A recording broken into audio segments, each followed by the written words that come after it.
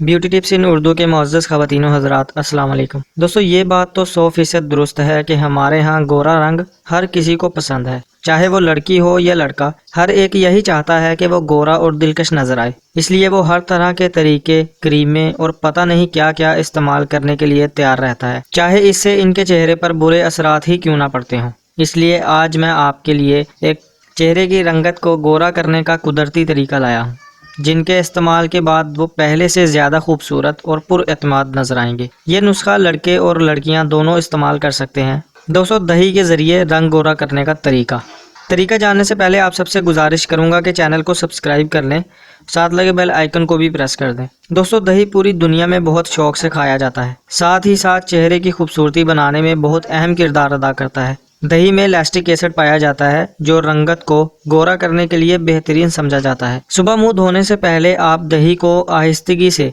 अपने चेहरे पर लगाएं और आराम आराम से चेहरे की जिल्द पर मलें। जब अच्छी तरह दही आपके चेहरे और गर्दन पर लग जाए तो थोड़ी देर लगा रहने दें, ताकि लैक्टिक एसिड अच्छी तरह अपना काम कर सके।